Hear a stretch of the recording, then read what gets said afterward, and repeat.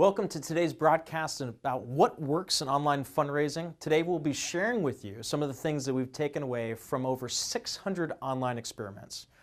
Now, we've tried to pack as much as we can in today's broadcasts as possible. So we're going to go ahead and jump right in with our first experiment. And this first experiment is one that you get to participate in from your desk. So I'd like you to look at each of these different versions of the same landing page. I'd like you to tell me which one you think is most optimized. Is it version A, version B, or version C? And as you carefully make your decision, start to process what are the different factors that are going through your mind as you make your decision. Are you looking for a certain amount of white space? Or is there a call to action that you're fixating upon? Or is there a certain kind of design treatment that is leading you to believe that version A, B, or C is most optimized? Well, what's interesting is that every single one of us has learned certain design best practices. And we take these with us as we go through our process of developing campaigns and fundraising messages and even landing pages, as in this particular example. But what happens when we take these best practices and we put them to the test? Now, I've performed this experiment many times in front of a live audience, and a few things I know always to be true. Number one, there's never consensus among the audience as to which version is most optimized. Some people choose A, some people choose B, and some people choose C. And the other thing that I've learned from doing this experiment over and over again is that very few people choose A. It's usually the one that has the least amount of votes initially. And it's probably because we've learned certain things about what works and what doesn't. Well, we actually took these three versions and we put them to the test. The very first experiment we ran is these two versions, where we have version A on the left and we have version B on the right. And we ran an A-B split test. And in our A-B split test, what we discovered, even though that these pages don't look dramatically different, we found that the version on the right produced a 121% increase in donations. And we continued to iterate on this two-column layout. And we eventually got to a page that looks like the one you see on the left-hand side of your screen here. Still that two-column layout.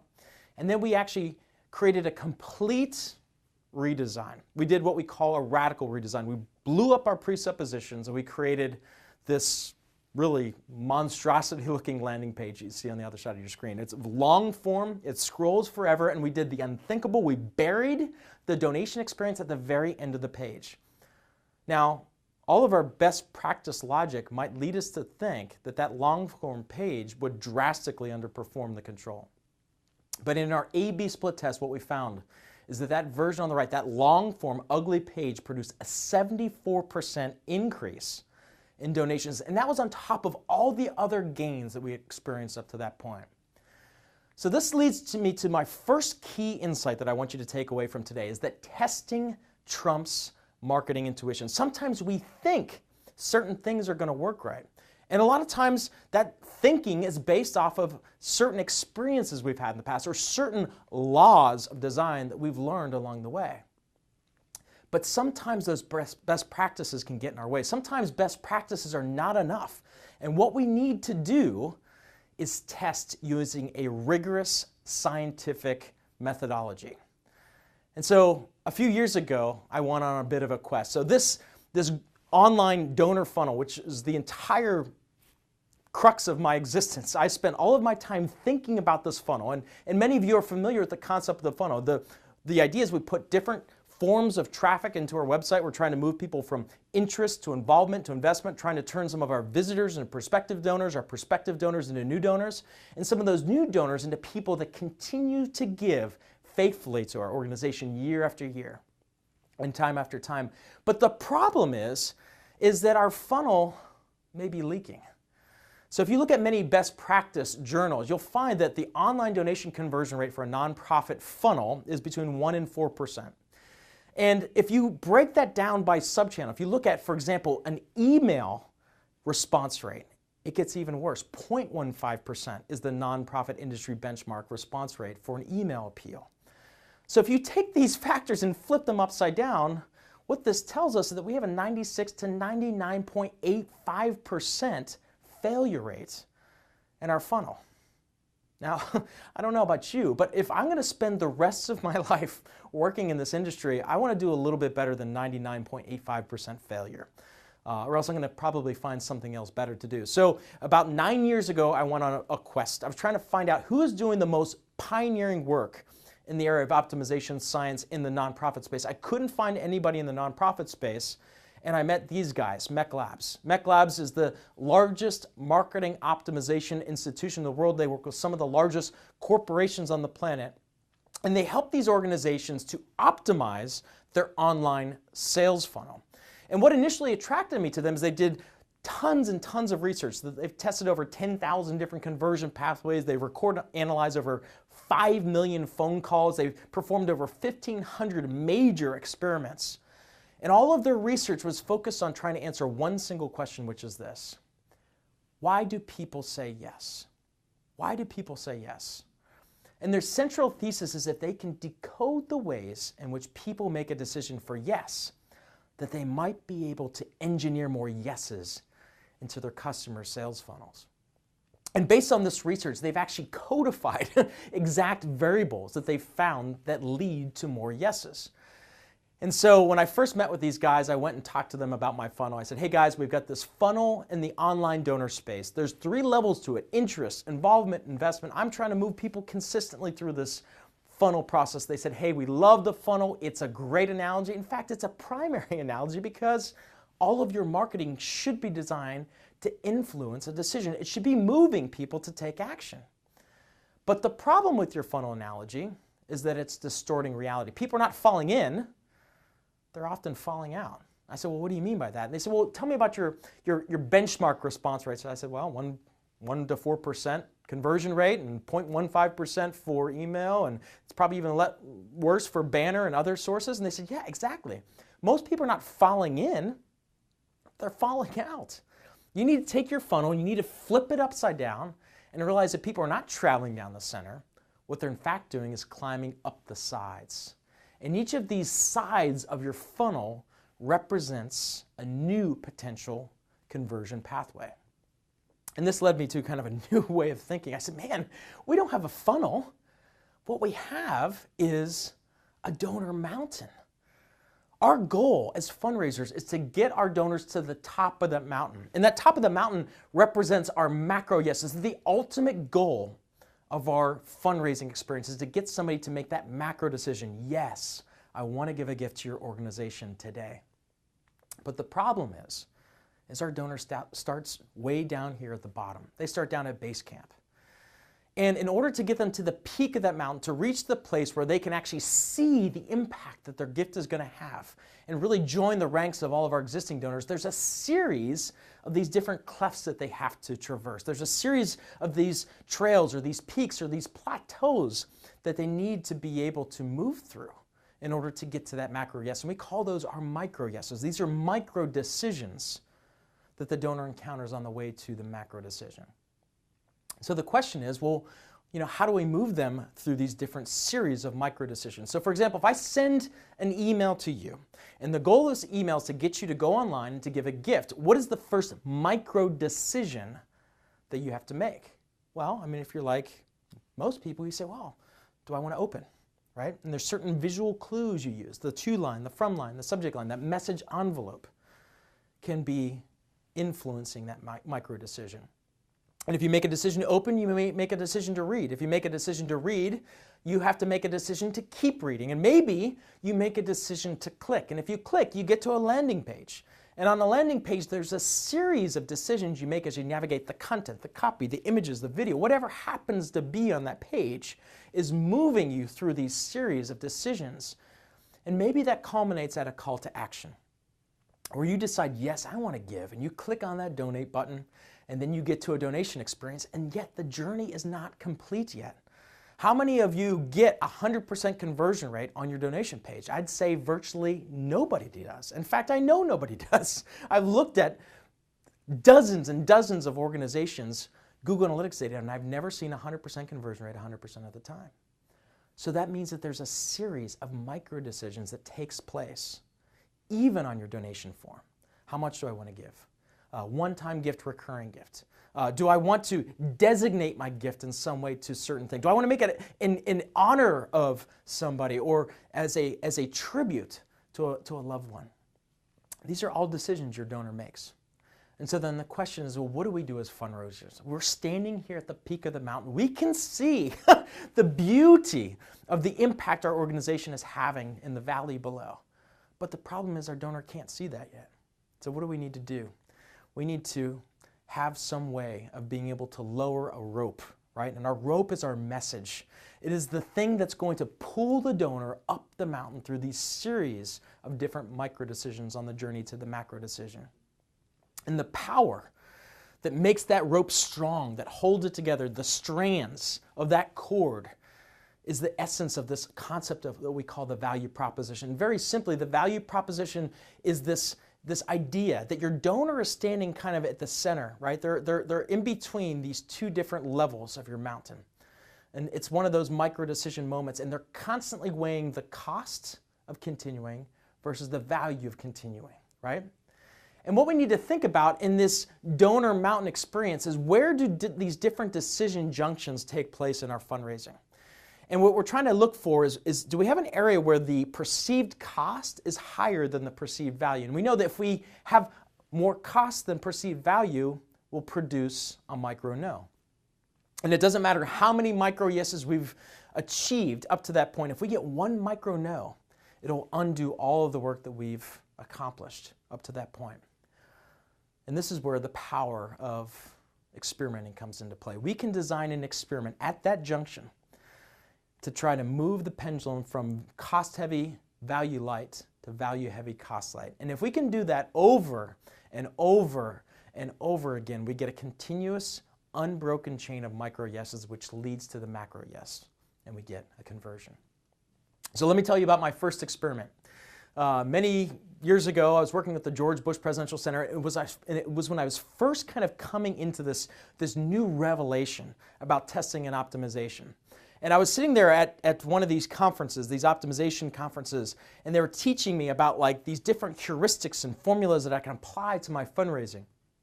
And I remember getting really excited, and I called my team at the very first break. I said, hey guys, get ready, because when I get back on Monday, we're going to change the way we do everything. And I started thinking about it. I said, why wait till Monday? You know, we were getting ready to send out an email for one of our clients to a list of 200,000 people. And we were renting this email list for the purpose of acquiring an online donor. And I said, guys, give me about an hour. And I'm going to come back to you with an experiment. I'm going to come back to you with a new treatment that we can test to see if this stuff even works. And if it doesn't, you know, we've lost very little. You know, I was out of the office for a couple days at a conference, and, you know, that's basically the extent of the cost, I guess, of maybe testing this new methodology. But if it works, it could change everything. So we designed our first experiment. It was with the George Bush Presidential Center, and we were sending out this donor acquisition email to a rented list.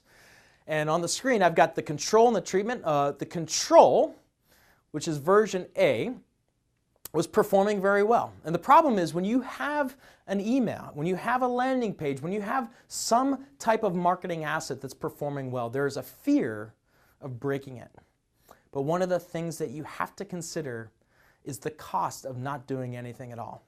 Adequacy is the enemy of excellence. Adequacy is the enemy of excellence, and good is the enemy of great, which means that if we really want to achieve excellence, we have to be willing to sacrifice the good that we're experiencing today. So we set up an A-B split test. Version A is on the left, version B is on the right, and the only difference between these two emails is that I changed the very last sentence in the treatment. Now, if you read most best practice guides, they say that only 18% of people read to the end of an email, so how can making one tiny change have an impact? But in our A-B split test, we found that one change produced a 139% increase in click-through and a 42% increase in revenue. And at that moment, I was hooked. I decided that I'm going to spend the rest of my life optimizing things because that feels really, really good. So let me blow up the two sentences so you can see them side by side and see the difference.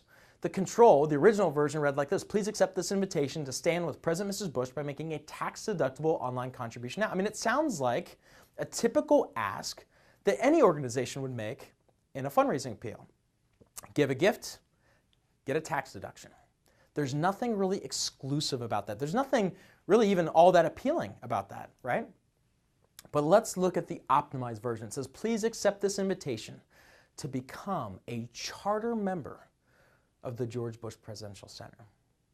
So let me ask you a question. What conveys a stronger value proposition? Is it giving a tax-deductible contribution today? Or is it becoming a charter member of the exclusive George Bush President? Well, the beautiful thing is we don't have to guess. We don't have to be the experts anymore. We can allow our donors to be the experts because they are the experts. And they're the ones that can inform us by taking these things to the market and putting them to the test. So let's move on to key insight number 3. Small changes to the right areas can have huge impact in your fundraising. So after running this first experiment, I ran back and I started testing this with as many different of my partners as I possibly can. Not this. This is an email capture page for an adoption agency. There's so many things wrong with this page, but the problem is that I couldn't see them. I was looking through organizational-centric eyes, not donor-centric eyes. But just to point a few things out, the headline is trying to address 2 widely different audience segments at the same time. There's multiple conflicting calls to action going down the side of the page. The copy does a very poor job of conveying the value proposition, and even the button text, it conveys the work that I have to do as a donor. Register now. I don't want to register for anything. I want instant access. So you can see the control, you can see the treatment, not this, but this. And just by making small changes to the right areas, we saw a 42% increase in email signups. Not this. This is an email appeal. And as we came back after having this new revelation of looking through our marketing through the eyes of our donor, we started to think, man, why is it that we send these emails that look like they come from an email machine, right? Why do we have HTML graphics that go around our emails? Why do we have a painted signature at the bottom of an email? Now, every single email that I send out never has a painted signature. So we said, in this test, let's just take the copy out of this template. Let's create what we call our Outlook-based version, something that looks like it came from a human being. And by just making that one little subtle change to design, not changing the message at all, we found a 118% increase in donations to our page. Same is true on email capture pages. Not this. In this case, we just made small changes to how we message the value proposition associated with this free ebook offer. But this 133.7% increase in email signups. And the same thing can work at the most critical junction in our online fundraising on our donation pages. Not this, but this. Not this page that has no copy, this page that has copy. And we'll come back to this experiment later. But small changes made a big difference here, 258% increase in donations. So now armed with this new found knowledge, I started running around and saying, man, we've got to tell the world about this. This is incredible. We need to figure out a way to provoke a wider conversation about optimization. So when we first started Next After, the first thing we started doing is just doing as much research on the industry as we possibly can. And one of the first major studies we released is this study called the Online Fundraising Scorecard. And what we did is we went to 151 of the largest nonprofit organizations on the planet. And we signed up for all their stuff via email. And we scored the online email sign-up process.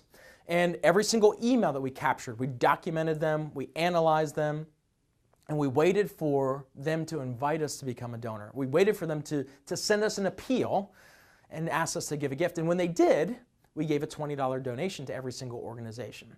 And then we scored the online donation process. And then we continued to monitor how they responded to us as a donor. How did they continue to communicate and cultivate and inspire us over and over again with opportunities to get involved financially with their organization. And out of all of this research, we learned some pretty interesting stuff. First of all, we realized that every single organization and every single vertical performs differently. We found some organizations and some verticals that were at the top of the class: animal welfare, political candidates, environment, wildlife, public affairs. Public broadcasting stations did better. The lower half was the Jewish organizations, Christian ministries, performing arts and libraries, hospitals, associations, memberships. And after we captured all this data, we started asking the data certain questions. And the first thing we looked at is, do these organizations have a quickly identifiable way for us to give us their email address? If that is the beginning of a relationship with somebody online where we exchange, we meet somebody for the first time, what do? We pass a business card over to them and they pass a business card over to us, and we can decide to continue to communicate with that person. Well, the same is true online when it comes to building a relationship with a potential donor. We have to get their contact information quickly. And what we found is that 76% of the organizations that we surveyed had a way for us to offer our email address to them. We could identify that within the first 10 seconds of getting on the website. Now, conversely, 24% did not. But as we dug a little deeper, what we found is that these organizations were presenting an offer that wasn't all that appealing. 66%, 2/3 of organizations had an email sign-up offer that had low to no interest or appeal associated with it. Not only was it not very appealing, but these offers were not very exclusive. I mean, I can get a crappy email newsletter anywhere. Why should I sign up for your newsletter? What makes yours different? What are you going to provide me, the potential donor, that's going to inspire me to want to give you something of value, my personal contact information? When we signed up for all these emails, we got tons and tons and tons and tonnage of emails. So up to this point, 51,364 total emails we've collected in this aggregate donor inbox. And so since we had all this data, we said, let's ask the data questions. We could go and survey these organizations and ask what they think, but let's survey the data. The first question we asked is, after I signed up to receive something from an organization, after I gave them my email address, what might I expect to receive in the first 30 days? That first 30-day window is pretty important. When you first meet somebody, what's the most important thing? Following up, right? Well, surprisingly, 37% of organizations did not send us a single solitary email in that first 30-day window.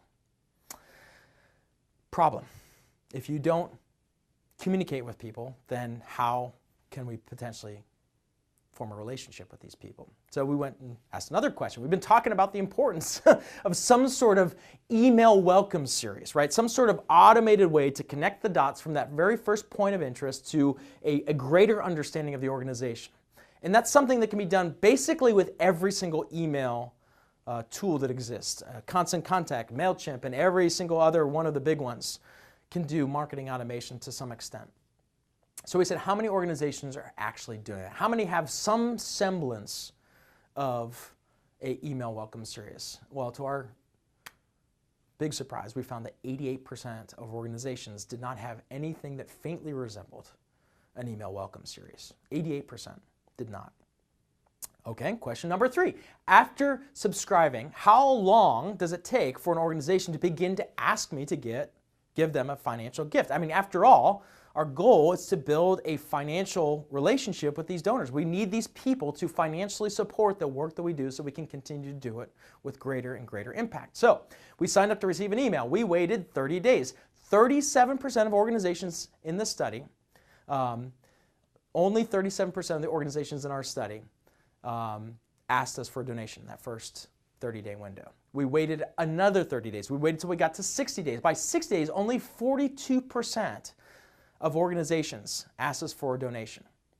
And after 90 days, 44% of the organizations asked us to give a gift, which means that 56% of organizations never asked us to give a gift. Never asked us to give a gift after 90 days of being on the email file. So there's the age-old adage, and I think it was Wayne Gretzky who first said it, that you miss 100% of the shots that you never take, right? You miss 100% of the shots you never take, meaning if we do not ask these folks to get involved financially with our organization this first 90 days, then we may never have the opportunity to win them over because they may lose interest, right? Not only that, but what's interesting we found is that many organizations were still sending emails that were not optimized for the small screen. 54% of organizations were sending emails that were not optimized for a mobile device. Now, considering that majority of people today and some of this data is a little bit old, but the majority of people today are opening their messages on their phone. This is a significant problem. So then we continue to kind of look at some data. We started to ask the question, okay, well, let's look at the online donation experience. How many clicks does it take? I mean, how many steps does it take to complete a donation at these different organizations?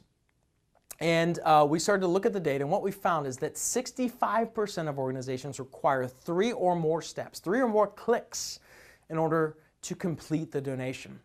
And the reason why that's challenging for us is because we know that every single step, every single additional click is adding an additional element of friction into the process. And friction is something that we have found to be an absolute killer of online donations. It's an absolute killer. And if I was to define friction, it's anything that causes psychological resistance to a given element in the online donation process. And perhaps that definition might be better portrayed in an illustration. So let me just walk you through the eyes of a donor what this friction feels like, because I think you need to experience it in order to fully understand it. So let's use this example here. So let's say that we came to this website and we came with an intention of giving a gift. So we came in with an ingoing intention of giving a financial gift. Now, it may take a second or 2 or 3, but I think most of us can probably figure out that up here in the upper right-hand corner, there is a donate link, right? So if I came with the intention of giving a gift, I'd click on that donate link, right? Right. So when I click on that, then it takes me to this next page. And on this next page, here's where I start to get a little bit lost. The very first thing that I look at is this main area of content, and the very first button I see, it says search for a student or group, looking for a page, click here. I'm like, I don't understand what that means. To create a fundraising page, click here. I look over to the right, there's a big sign up now button. I don't know, is that to sign up to donate, or do I need to ask my question? Okay, how do I donate? Yeah, maybe that's my question. Maybe I should phone a friend, or to get more info on how to donate. Well, after clicking back and forth and back and forth and back and forth, you may click in this bottom left-hand corner on this little text link that says discover more ways to help, which is in fact where you need to click in order to get to the next step in the online donation process. So you click on there, and then it takes you to another page. And on this page, at least now I see a big bright orange donate now button right there at the top of the page. At least that's, aligning with my intent. Now, the problem is I think most people don't even get to this step in the process. Well, let's pretend that we persevered. We got here, we clicked on that, and then it took me to another page. And now this time it takes me to a completely different website. And I have this moment of reorientation. Where am I at? What am I trying to do? How do I do it? I'm like, oh yeah, $30 donate now. Then it does something kind of strange. It puts it in a shopping cart, which is odd because I don't want to purchase a child. I just wanted to sponsor one, but I'm like, okay, I guess I need to check out. So I hit the checkout button, then it says, now you need to create an account. And I fill out some information. I hit continue. I fill out more information. I continue. I fill out more information. I continue.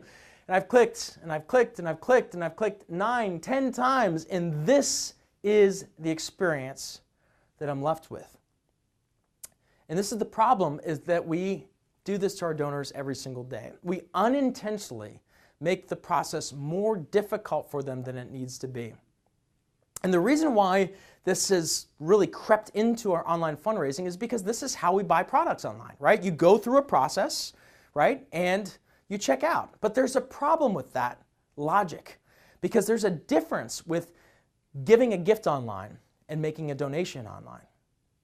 When you give or order a product online, you go through the process and you get your benefit later, right? Like I go through an online checkout process and I get my book in the mail from Amazon. It's amazing, right?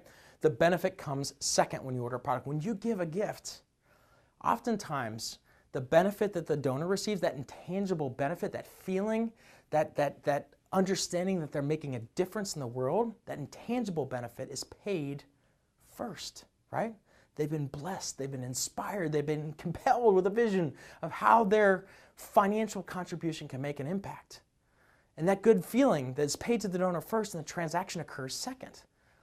And so the logic is basically upside down from ordering a product online. So just to help kind of illustrate the cognitive journey that a donor goes on, let's look at this illustration.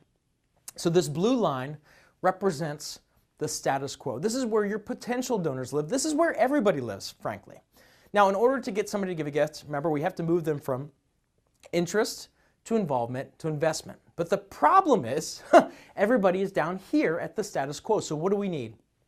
We need an interrupter. We need something that arrests attention and moves people into this very first level of interest. And that interest builds until it reaches an engagement point. And that engagement point can be a click. It can be an open of an email. It can be a Facebook like. But this is where somebody begins to invest mental energy thinking about your cause or your mission or your organization. That's where they move into this next phase of involvement. And that involvement can be very long, or that involvement phase could be very short.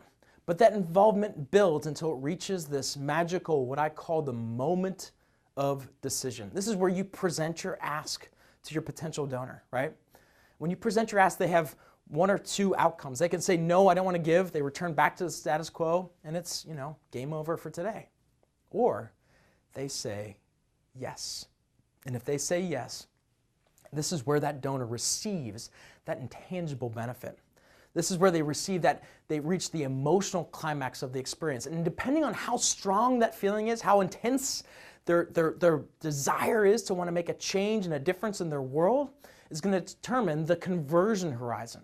Because if it takes too long to complete the process, if there's too much friction involved with completing the transaction, the donor will return back to the status quo. They'll abandon the process, and it's game over for today. So friction can be a big deal when it comes to trying to score that online donation. So let's take just a moment and look at the different types of friction that can exist in your online giving process. I'm going to put these into two different categories. One is length friction, and the other is difficulty friction. Both influence the degree to which the donor experiences friction, but each has a different way of remedying it. So let's look at the first one, field number friction. The exact number of pieces of data that you request on your donation form adds friction. So if you have this form that requests 100 million pieces of data, you're adding unnecessary friction to your giving process. But it's not just the number of fields, it's how you lay the fields out on the page. If you have them all stacked on top of each other, one after another, after another, after another, it creates more pixel footprint, right? and that pixel footprint creates cognitive friction in the mind of your donors. They look at that and say, oh my gosh, I don't have time for this. I didn't realize it was going to be so complicated. I thought I just had to give you my credit card. The number of fields and the order of the fields, the layout of the fields can add friction to your giving process. Decision friction. This is when you pose unanticipated questions to your donor at the point of conversion. So for example, when you ask them, which of the different gift funds do you want to designate your gift to, or do you want to make this in memory or in honor of somebody? I mean, those are all good things, and I get why we do them. We want to try and give the donor control to personalize their gift. But the problem is if we present a question that they are not considering, or as they come into the form, we're adding some cognitive friction into the process.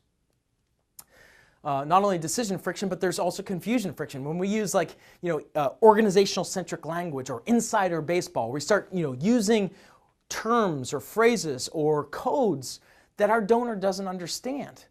We can add unnecessary friction into the giving process. Error friction. This is when we have cryptic error codes or messages, or when you go to click submit, you forgot to fill out something in the form, boom, blows up, and all of a sudden the donor has to completely start over. That adds friction into the giving process. Even seemingly good things like a registration form can add friction. And usually people will debate me on this. They'll say, oh, no, it's good for them. Let them create an account, then they can come back in and get all their donor information, and they can also make it easier when they give a gift the second time. But the problem is that every single one of these registration forms has their own kind of password logic associated with it, meaning there's different rules that are required for the password. And because that's the case, many of us spend all of our time clicking on that I forgot my password link, right? And you don't want people clicking on I forgot my password link when they're inspired to give a gift, because that sends them back into their inbox to go retrieve their password or reset their password, and then all of a sudden there's something shiny in there that distracts them and takes them out of your donation experience. So registration can be a cognitive barrier.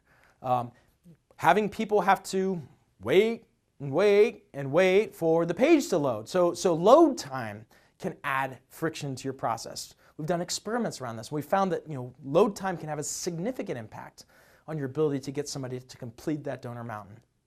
And then finally there's device friction. When people have to pinch and zoom and do all these kinds of weird finger moves in order to be able to interact with your mobile version of your donation form, well, that adds friction into the donation process. In fact, we discovered that 84% of the organizations in our online fundraising scorecard study had donation forms that were not optimized for the small screen. Well, if the majority of people are reading their emails on mobile and they're clicking on links in email that takes them to your donation page, guess what? Your donation page needs to be mobile optimized as well, not just your emails. So let's look at an experiment from our research library. This is one that illustrates how you can really overcome some of the elements of friction. So this one, experiment number 1007 in our research library, how we lay out form fields on a donation page can have an impact on conversion. So this experiment was done with one of our research partners, CaringBridge. If you're not familiar with CaringBridge, wonderful organization. What they provide is a safe place for people to share about their health journey if they're sick or if they're in the hospital or recovering, where they can share kind of their journey with friends and family in a secure area, and your friends and family can kind of get involved and really kind of go with you on that journey. And it's a very popular website. They get over 500,000 visits to the website every single day. So they get tons and tons and tons of traffic, which for us is a researcher's dream. And a lot of people don't realize it, but they are a nonprofit organization that is sustained primarily through the financial gifts of people that come to their website. And so they came to us. They said, hey, can you optimize our donation page? And we said, sure. And they said, okay, great, here it is. And they showed us this donation form. We looked at it and we said, oh, cool. What form fields can we get rid of? We know that every additional piece of data we request adds friction into the process. So, one of the simple ways we can optimize this is just get rid of some of this extraneous pieces of data. They said, oh, you can't get rid of any of it. And we said, oh. Well, we said, can we change the way that we orient the fields on the page? And so we created a treatment. And in this treatment, we put the first name next to last name. We put city, state, and zip on one line. We put all the payment information together. And so when you look at these two form fields side by side, you can see that the treatment looks significantly shorter. Well, the magic here is that both of these form fields have the exact same data requirements. They both have the exact same number of fields. But by changing the way we laid these out on the page, the perception to the donor is that there's less work to complete the donation form.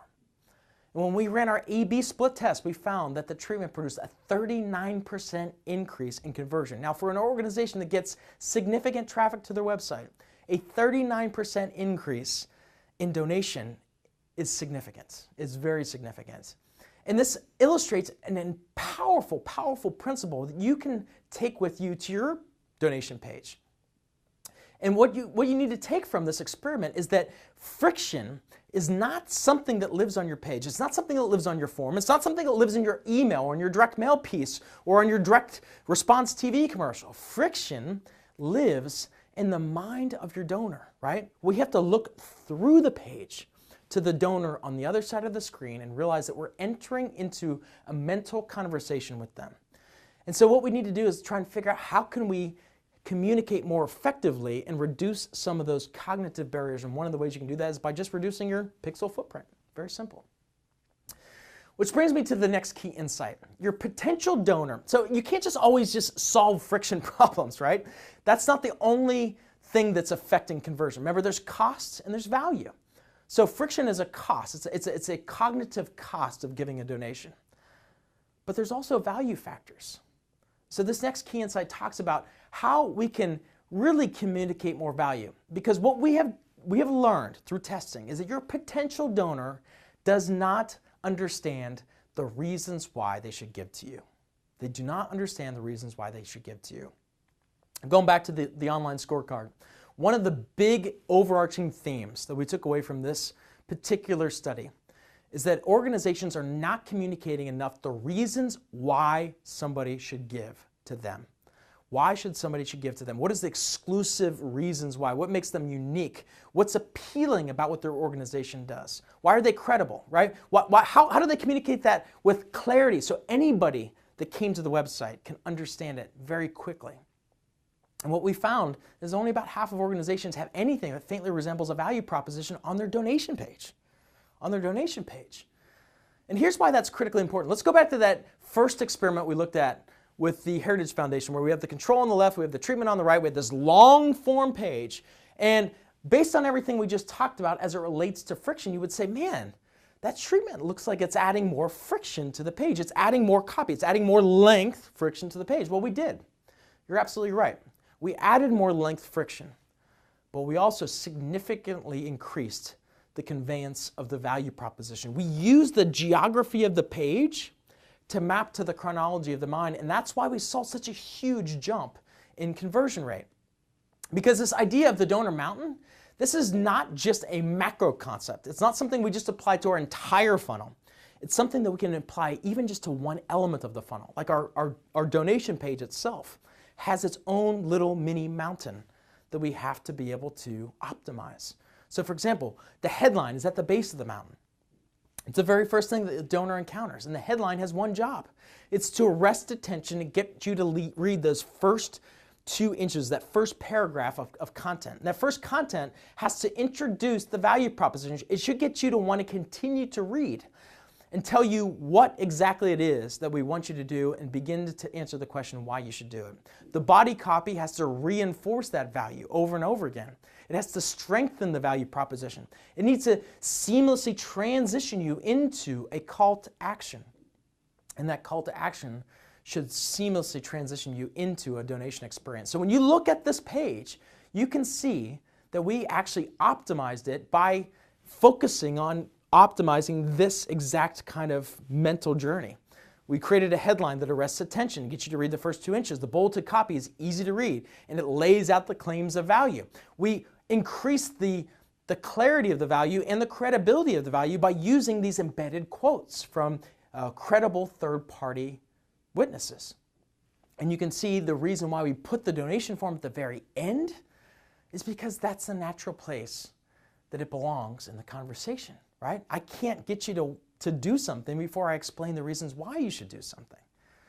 So one of the questions that you need to ask yourself is this: if I'm your ideal donor, why should I give to you rather than some other organization or not at all? That is the fundamental value proposition question.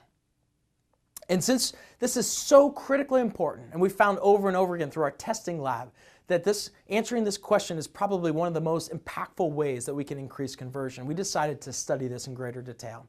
So we just published another study just about not even a year ago called Why Should I Give to You? It was a value proposition index study. And what we did is we went to 127 different organizations. And we decided just to ask them that question point blank. And we went to their website and we found their Contact Us page. And we sent them an email and we said, hey, I was thinking of giving a gift. Why should I give a gift to you rather than some other organization or not at all? We messaged them on social media and we said, hey, I was thinking of giving a gift to your organization. I was on your website today. Why should I give a gift to you rather than some other organization or not at all? We even called them on the phone and we said, hey, I was at your website today and I just wanted to ask, before I gave a gift, why should I give a gift to you rather than some other organization or not at all? And we even looked at what their donation page had to say. If the mental conversation is taking place when somebody gets to that donation page, when they click that donate button and they're seeing that donation form page, it should be able to answer that question as well. And what was interesting, when we started asking these questions, and we recorded all the responses, the first thing we encountered is that email response is a big issue. Of the organizations that had a Contact Us form, a third did not ever respond to our question. They never responded. So maybe this is something that you need to consider with your organization. If somebody submits that question to your Contact Us page, how do you answer them? Or do you answer them? Something that you should check. So for example, we went to all these contact us pages, we found, first of all, 3% of organizations had no way for us to contact them at all. There's no email on their website, there was no contact us page, there was no form. But of the organizations that did have a contact us form, and we submitted the contact us form, 26% of organizations responded to our requests in the first 48 hours.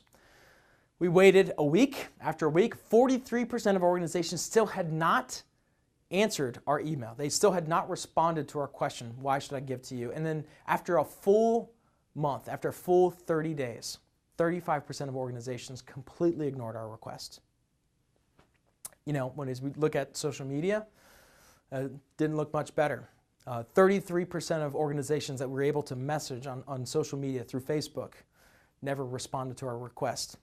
And what we found is that 26% of organizations, actually 27% of organizations, completely turned off the ability for us to direct message them in the first place. And the message that conveyed to us is like, look, social media is a one-way street with us. Okay, we look at it as a broadcast channel. We'll feed you stuff, but we don't really want to hear from you. Well, that's not really social at all, is it, right? I mean, social media is a social channel, right? It's a communication channel. It's about building relationships with people. And if you just turn off that feature and say, I don't want to hear from you, well, you're sending a message to donors or potential donors, whether you think about that or not. Of the organizations where we could message them, 25% of organizations responded to a request in the first 48 hours. We waited another week. After a week, 36% of organizations did not respond. And after a full calendar month, 33% or a third of organizations never responded to our request on social media. So one key thing to think about, are we leveraging all of these inbound channels that we have already existing? We've got social media, and we have a way for people potentially to communicate with us. Are we taking advantage of that? We've got an email contact us form. If people ask questions about our organization, they want to learn more information, do we use that as an opportunity to build a bridge, or do we just kind of, burn the bridge to the ground? Well, after we started to capture all of this information, we scored the value proposition across all 4 channels in 4 key areas: appeal, exclusivity, credibility, and clarity. And each of these 4 variables we scored on a 1 to 5 scale. And what we discovered is that, regardless of the vertical that the nonprofit organization happened to be in, value proposition seems to be a challenge. Nobody was absolutely just killing it in terms of value proposition. And, some organization verticals did worse than others, which was interesting. As we kind of looked at this in aggregate by channel, the first thing that jumped out is that social media was the highest performing channel when it came to appeal, exclusivity, credibility, and clarity. And that was followed up very closely with email. But what was most surprising to us is that the donation page was the lowest performing in these areas of appeal, exclusivity, credibility, and clarity. So just to give you a little flavor of some of the websites that we looked at, let's look at a few of these donation pages. So this first example here, now I tried in all of these examples to anonymize the organizations as much as I possibly could. So you can say I blurred out the logo and some of the text, but let's look at the headline. It says, meeting the most pressing needs, and then there's a picture of a family here, and then it says the children, families, and communities that you help with your donation to blankety blank have varying needs and concerns. Help us meet those needs as they develop and change.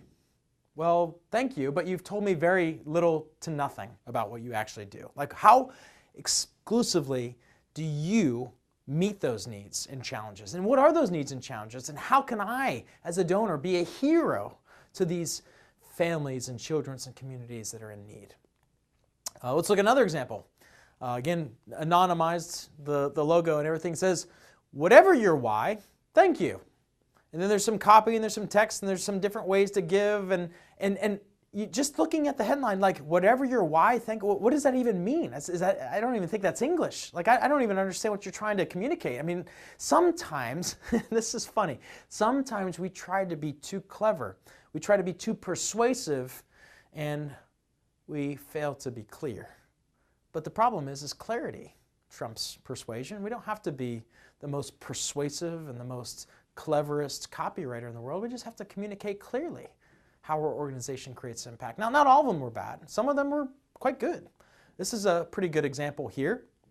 You can see they have different giving levels, and each of those different giving levels has a certain level of impact that's associated with it. There's a little section down there in the bottom that says, here's how your donations make an impact. There's some third-party seals and credibility indicators, and there's value proposition language, and there's bulleted copy that explains how my gift is going to make an impact in the various different ways it's going to be used. And this conveys a pretty strong value proposition if you're the ideal donor for this organization. But then we saw some things that absolutely just blew our minds. Like, for example, at the point of clicking the donate button, so this is on the payment form, and as you go down the process, right before you hit that donate button, which is the most anxious moment in the mind of the donor, this is where they're kind of like teetering on the edge. There's this fraud alert. A person identifying himself as blankety blank has attempted to defraud different people that are trying to give organizations. He has no affiliation with us. And then there's a secondary kind of, oh my gosh, it says, please click the donate button only once. Do not click back, because if you do, or if you hit refresh your page, if you do any of those things, it may result in your card being charged more than once. Well, I'm afraid to even move forward. I just want to kind of like slowly back away from my mouse and my computer and leave the room for fear that you've just invoked at me at this critical point of selecting my donation. So that's a great example of friction. Here's another example of friction. How about this for a giving array? Do you want to give your gift to here, or here, or here, or here, or here, or here? I mean, look at all of these different options. How am I, as a donor, to be able to differentiate between each of these things? And I get why it's being done. It's because each of these different groups within the organization has a different budget associated with it. But that's not the donor's problem to decide that. That's our problem as the organization. Well, the good thing about value proposition is that it's oftentimes very easy to address. It's oftentimes very easy to address. Let's look at a couple experiments here. Experiment number 111. And this is one that's really cool because it shows the power of copy on your donation page. Copy, words that we use. It's amazing, right? Words change the world, and they also change the minds of your potential donors. So this experiment was one we did with Senator Cornyn's re-election campaign. A buddy of ours worked over there. He said, hey, can you look at our donation page because we're pretty sure it's leaking revenue, but we just don't know where. And we looked at this page and we said, oh my gosh, there's something really wrong with your donation page. You're absolutely right. And he's like, well, what is it? Is it something technically wrong? Is it not like rendering properly? Is there some sort of technical issue going on? So he says, no, none of that. But if I clicked on your donate button and I get to this page and I've not yet made up my mind to give a gift, what do I have to influence my decision? All you've given me is a picture of the senator in his cowboy boots leaning up against the fence. Which, first of all, is probably the wrong image anyway. I mean, why is he on the fence, right? I mean, he should be, on one side or the other, right? But anyway, the whole point here is that your donor, when they come and interact with your donation page, they're faced with this challenging question. And oftentimes they're not even consciously aware of this question, but this question that we have to anticipate is this question that goes through the mind of every donor. If I'm your ideal donor, why should I give to you rather than some other organization or not at all, right? Why should I give to you rather than some other organization or not at all? So if we just anticipate that question, and if we use our donation page, the geography of that page to map to the chronology of the questioning mind, we can lay out a lucid, compelling value proposition that leads to your call to action. So you can see in the treatment here, we did just that. We added copy to the page that conveyed a value proposition. You can see the control on one side, you can see the treatment on the other. And in our A/B split test, 258% increase in donations. 258% increase in donations. So what did this experiment teach us? Every single one of these experiments is not just cool because it gives us a big green arrow up. And by the way, they're not always big green arrows up. Sometimes they're big red arrows down. But every single experiment conveys learnings. It transfers to us an opportunity to peer inside the minds of our donors and understand something. If we design our hypothesis well, we will take something extremely valuable from every single one of our experiments. Here's what we learned from this one. There's a danger. There's a danger in assuming that your donor adequately understands your unique value as an organization by the time they get to that donation page. So by simply using copy to convey that value, we can see an increase in conversion. So let's look at another experiment. Sometimes, adding just simple copy in certain places can make a big difference. So in this case, how about just increasing the clarity? Not even trying to be too persuasive, but just increasing the clarity of how my gift is going to make an impact on the value proposition. Experiment number 900 in our research library. This one was done again with CaringBridge, and we're zooming in here on this one area of the donation form. And it just says, give to CaringBridge, and it says donation amount, pick one. So it's kind of like, it's a command, right? There's no value, there's no ask, it's a command. Give to us, pick your level, have a nice day.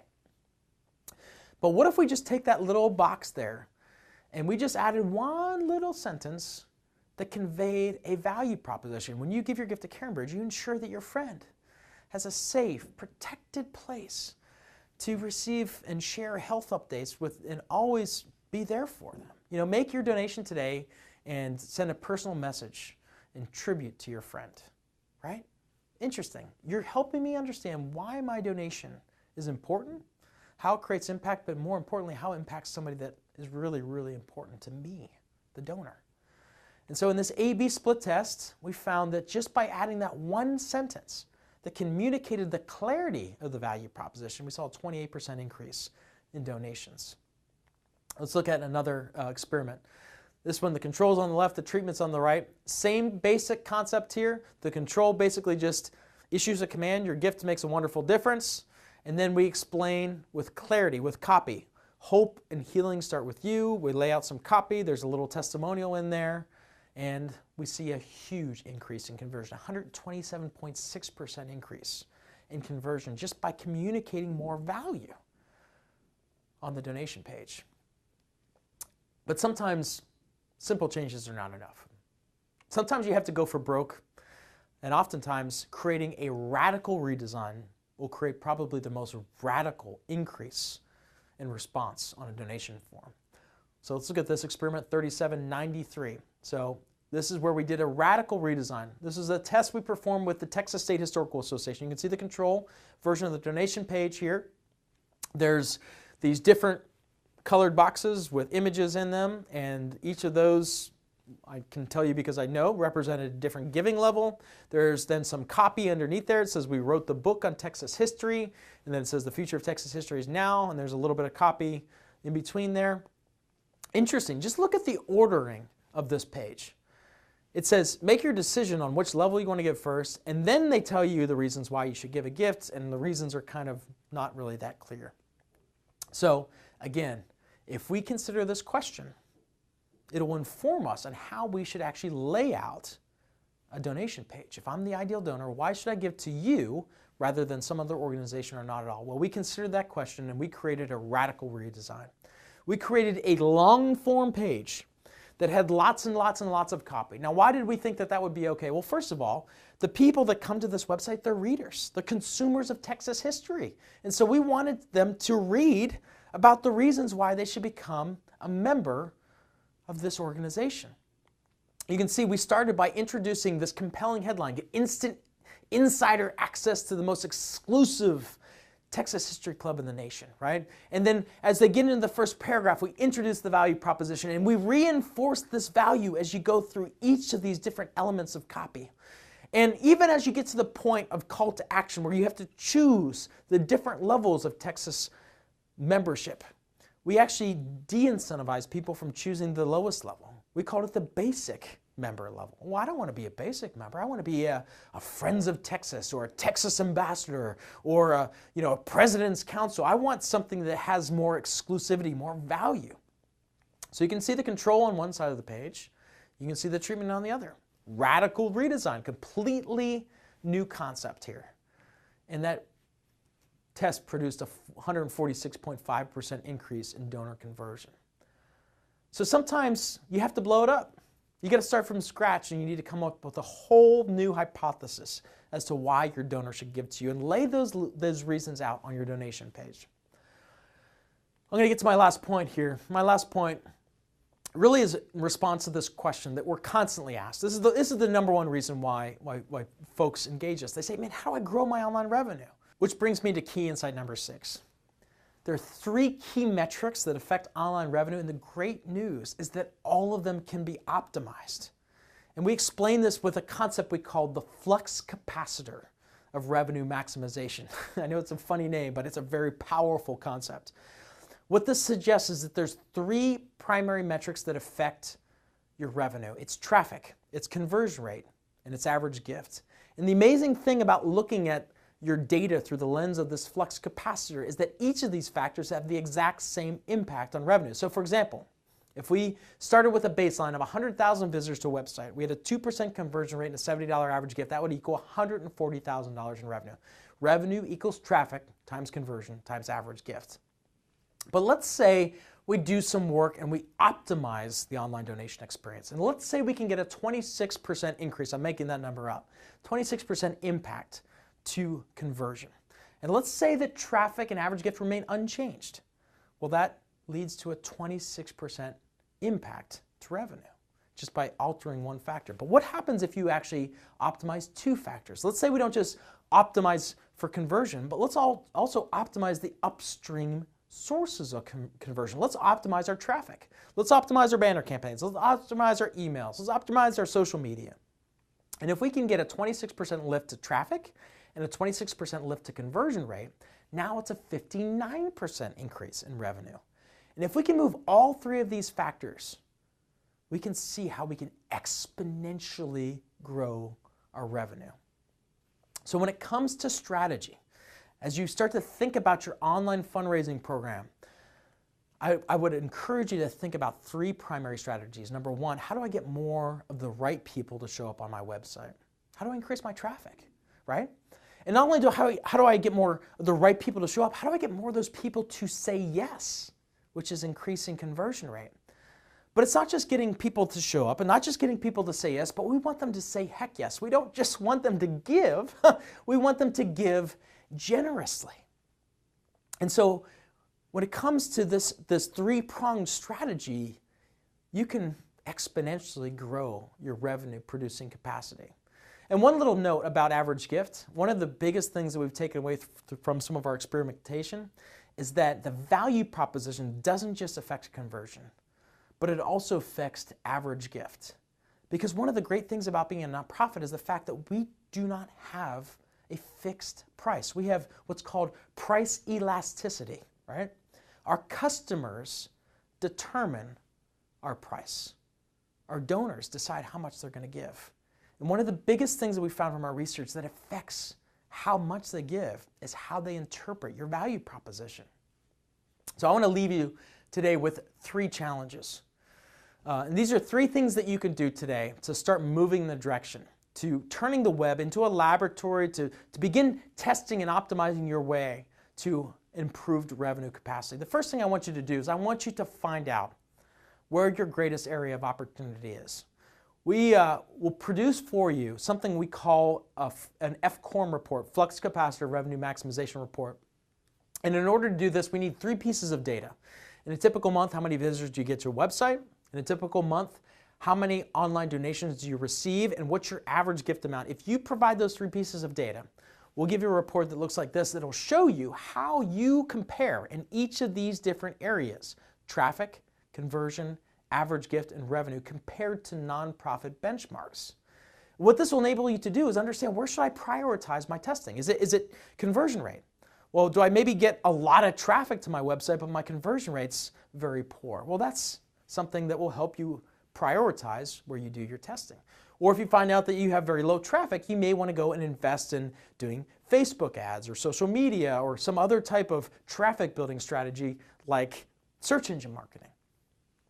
Give me those 3 pieces of data. You can go to nextafter.com/FCORM, and if you provide those 3 pieces of data, I'll send you this report. The second thing I'd like you to do is I want you to go and give a gift to yourself. If you haven't done this in a long time, this will be a great opportunity for you just to experience what it's like for your donors every single day when they go to your website. But before you do, I want you to go to nextafter.com/friction, and we have created a friction self-assessment test. And what you can do is as you pull up two windows, have your donation page on one side, have your friction assessment on the other side, and as you're going through your donation page, I want you to answer these questions. And I want you to answer them as truthfully and as honestly as you can. And when you do, it'll spit out for you a score, a friction score.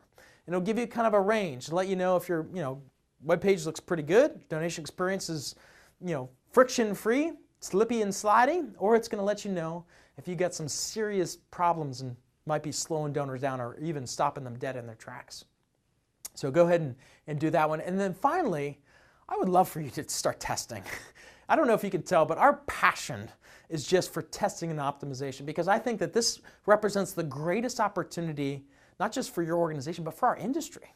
And if we can continue to amass more and more learnings together as a group, we can help our industry rise. We can help the whole tide of the nonprofit begin to rise and be able to be more effective fundraisers. So what I'd like you to do is I'd like you to create a hypothesis. And this could be a test that you do on your donation form or your donation system. This could be a test that you do on your email. Maybe it's a 2-line from-line subject line test. Maybe it's an email body test. Something that's going to lead to some type of conversion activity. Maybe it's an email sign-up page. If you have a place where people come in and they can give you their email address, that's another good place to test. Go to our research library, nextafter.com/research. We've got over 600 documented experiments in there, and they're all can be searchable by each of these different kind of categories. But look at those tests and see if there's something that can inspire you or give you some ideas of places to start. And then I'd like you to email me. My email address is here, timk@nextafter.com. Send me an email with your test idea, and we'll help you set up your test. We'll help you run that test. Now, in closing, I just want to give you a little bit of a sampling of my heart, something that just really drives me and inspires me and just pushes me, because I don't know about you, man. I'm sick of mediocrity. And if we're going to continue to just wrestle and fumble around with 96 to 99.85% failure rate, then I'm probably going to go and find something else to do. And there was this quote I saw a while back from a writer from the New York Times. His name is Nick Kristof, and he was commenting on the lack of innovation, the lack of optimization in the nonprofit space. And he said, toothpaste is peddled with far more sophistication than all of the world's life-saving causes. And I can't get that out of my head, because he's absolutely right. It's time for us to get better about how we approach our work. It's time to take it a lot more seriously and to really kind of crank up the rigor, because our causes deserve it. Our donors demand it, right? And what we do as organizations is making a difference in the world. And I don't know about you, but it really gets me excited to think if I can actually inspire one more donor to give, if I get one more person to the top of that mountain, well, maybe that makes the world just a little bit better place. So I hope you'll go with us on this journey. Thank you for tuning in today, and I hope to hear from you very soon.